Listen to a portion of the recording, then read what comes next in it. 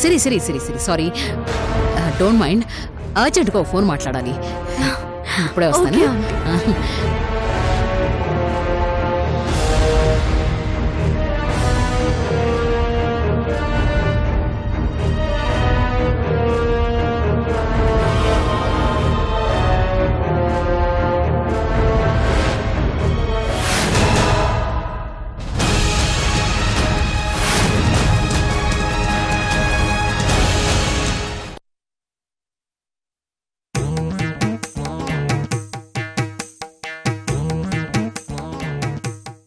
ఇదిగో నీ పేరేందో తెలియదు గాని ఆనందం అండి. చాలా క్యూట్ నేమ్ కదా. ఏదో ఒక అందం. నీ పద్ధతి ఏం బాగాలేదు. నువ్వేదో చెప్తావని నీ బాస్ నిన్ను ఇక్కడ కూర్చోబెడితే నువ్వు తత్తరపడతావు బిత్తరపడతావు అంటే మాకేం అర్థం కావట్లే. ఏందయ్యా మాట్లాడుతుంటే అటు ఇటు చూస్తావు? అసలు విషయం తెలుసో? మీ యాంగ్జైటీ నాకు బాగా నచ్చిందండి. కానీ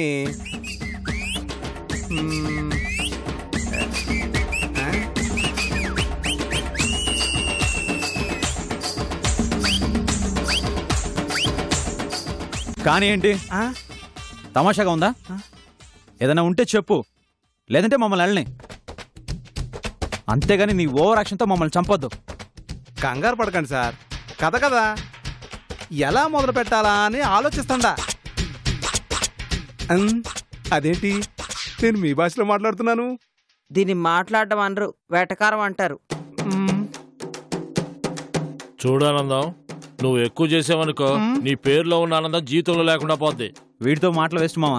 పద బద్రీని అడుగుదాం. అన్న కూర్చోండి అన్నా, కూర్చోండి అన్నా. మరీ అలా తీసిపారేస్తే ఎలా అన్నా? నేను ఉన్నాను కదా, నేను చెప్తాను కదా అన్నా.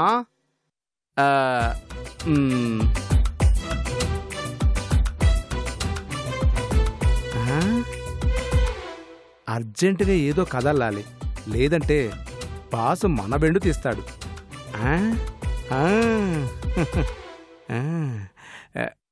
ఇప్పుడు ఆ ఇల్లు చూస్తే మీకేమనిపిస్తుంది? అర్థమైనది. ఈ ఇల్లు అమ్మకానికి పెట్టినారు, మాతో బేరం మాట్లాడడానికి పిలిపించినారు. నా బాగుందా? మీకు అలా అర్థమైందా? కానీ అది కాదు. ఆ ఇల్లు ఫ్రీగా ఇస్తామన్నా ఎవ్వరూ తీసుకోరు. ఎందుకనో? అందులో దెయ్యం ఉంది కాబట్టి.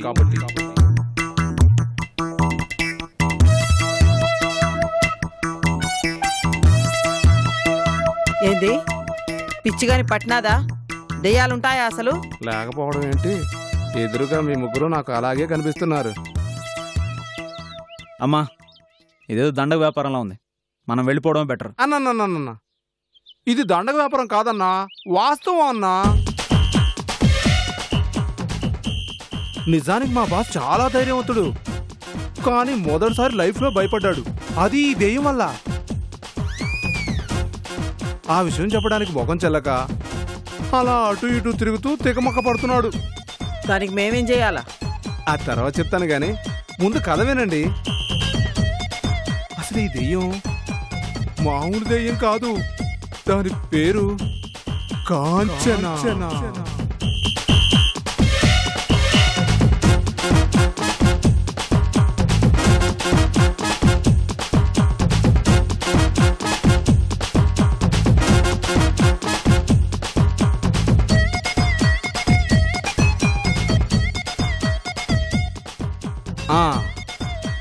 అది జరిగింది, అదమ్మా కథ.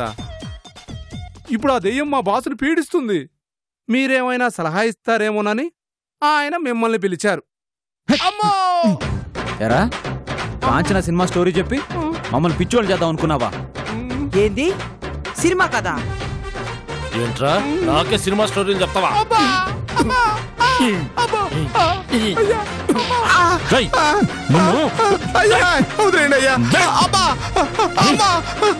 అయ్యో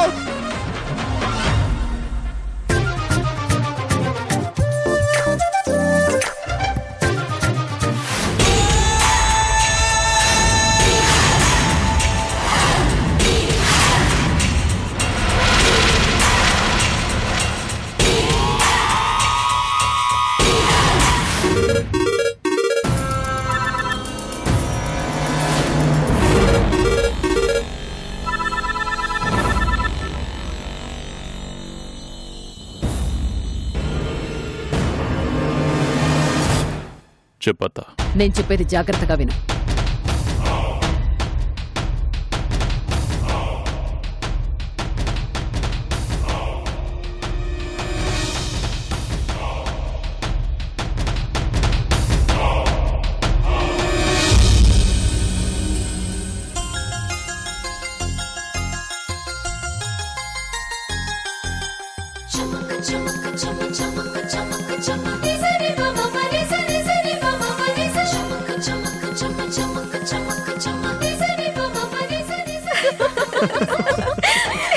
వదినా, మీ అన్నయ్య గురించి చాలా విషయాలు చెప్పాలి. ఒకసారి ఫ్రెండ్స్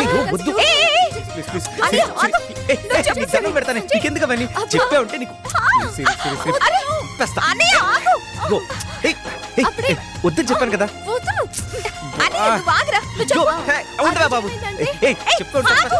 అయ్యో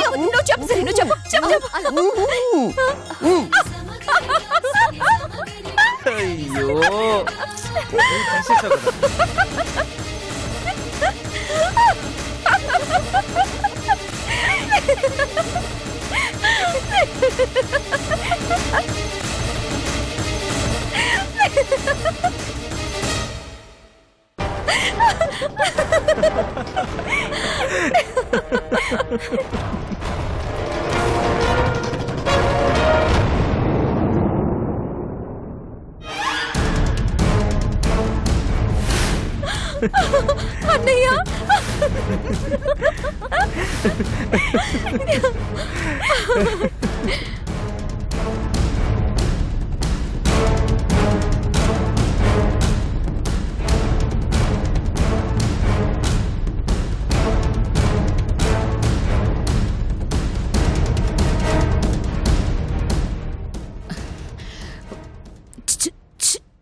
ఇక్కడ ఫోను పక్కకెళ్ళి మాట్లాడు. ఇక్కడ ఏంటి పోమా ఎలా?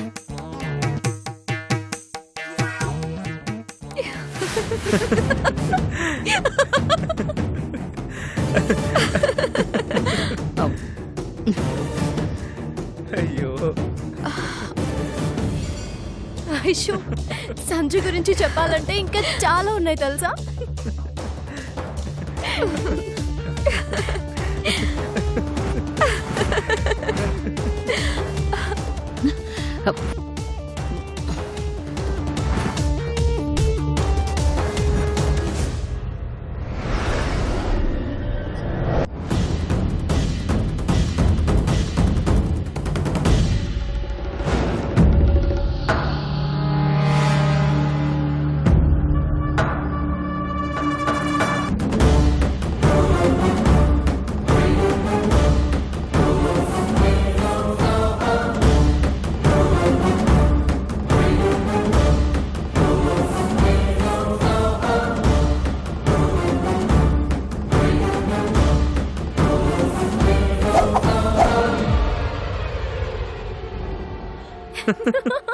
మీరు మాట్లాడుతూ ఉండండి, ఇప్పుడే వస్తాను.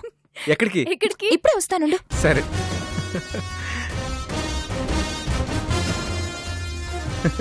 ఫింగర్ దానిలా నడుస్తుంది చూడు. తొందరగా వచ్చాయి.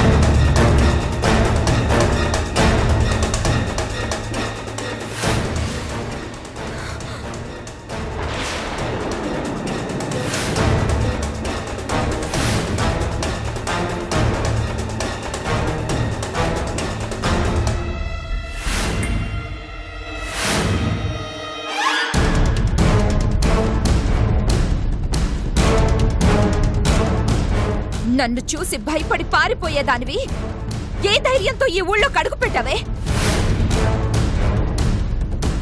నీకోసం మా నాన్న మా సూర్య బావ ఎంత బతుకుతున్నారో తెలుసా?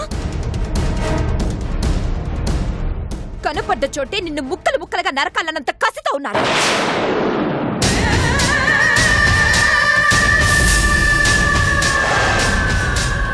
నీ లక్కనే చంపుతావే?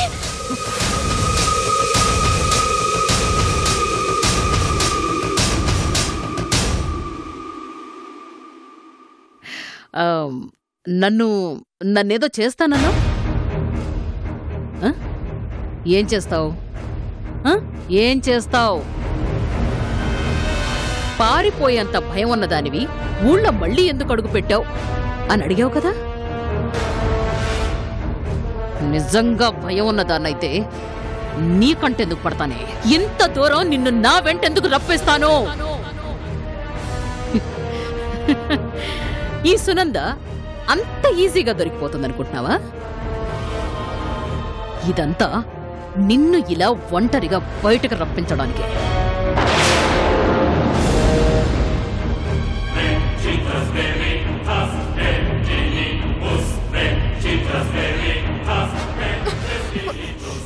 నన్నే చెప్పదెబ్బ కొడతావే? ఆ క్షణమే డిసైడ్ అయ్యాని ఏదో ఒక రోజు నీ జీవితం మీద దెబ్బ కొట్టాలని.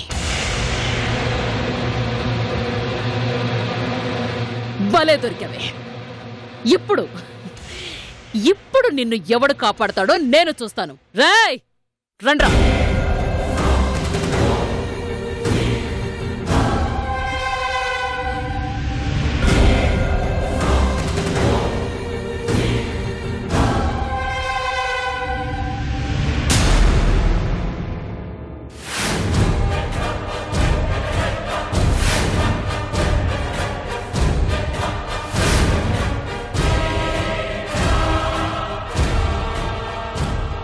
రేయ్ దీన్ని ముక్కలు ముక్కలుగా నరికి వీళ్ళ నాన్నకి పార్సల్ చేయండి రా.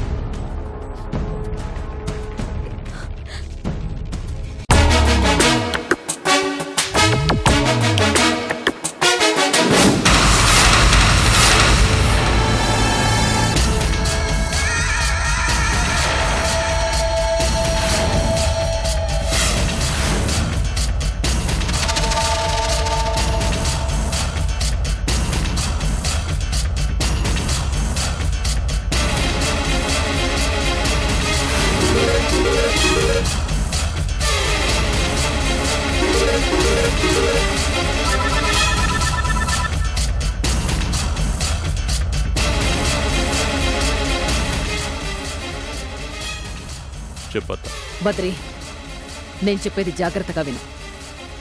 అనుకోకుండా ఒక ఆపదొచ్చింది, కానీ దాన్ని అవకాశంగా తీసుకోవడానికి ఒక ఛాన్స్ వచ్చింది. నువ్వు వెంటనే నీ వాళ్ళని తీసుకొని నేనొచ్చిన గుడికొచ్చే.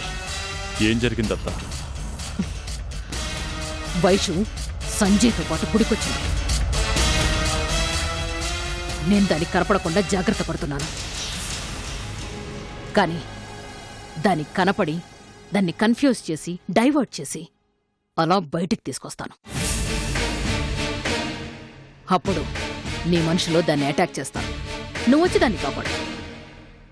ఏంటి? సూపర్ అత్త.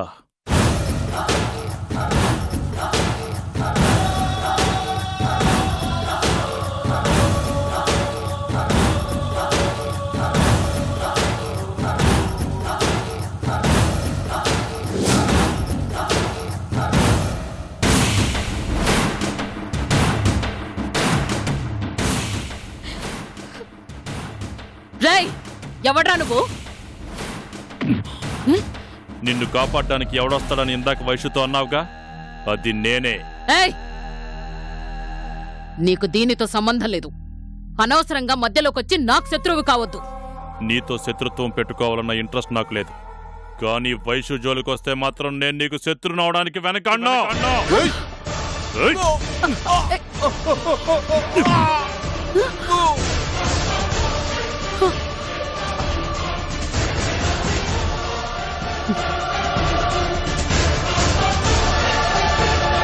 సాధారణంగా నాకు స్నేహం చేయడం అలవాటు.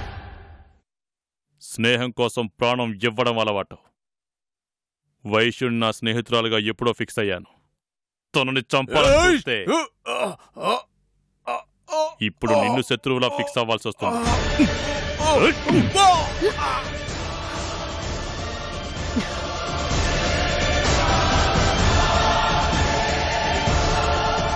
స్నేహం కోసం నేను ఏదైనా చేస్తాను.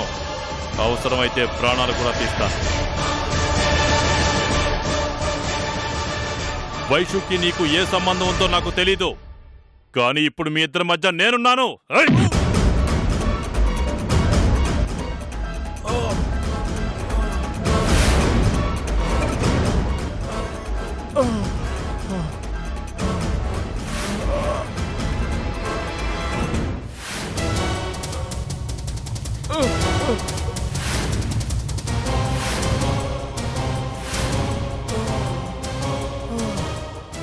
నువ్వు వైశ్యుణ్ణి తాకాలంటే నన్ను దాటాలి. నన్ను దాటాలంటే నువ్వు ఇంకో జన్మెత్తాలి. నువ్వు ఎవరితో పెట్టుకుంటున్నావో నీకు తెలీదు. సునంద ఇక్కడ. సునంద. నువ్వు సునంద అయితే నేను బద్రీనారాయణ.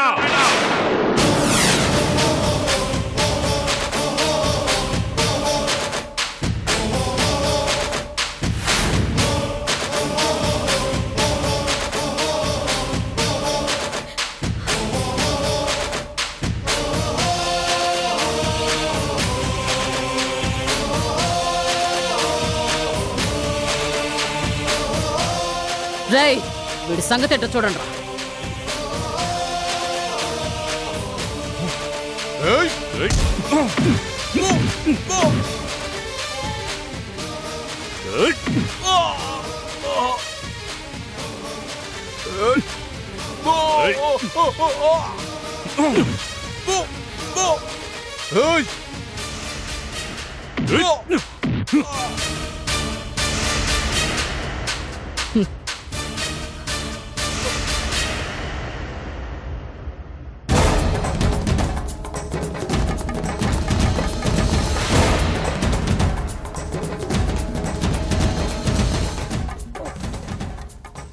Rai! Rai! Rai!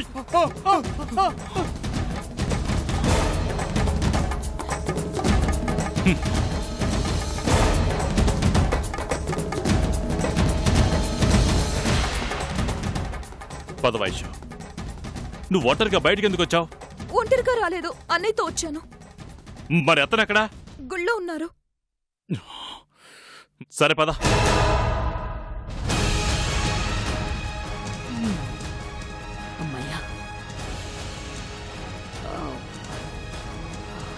సిరి చూడలేదు కదా.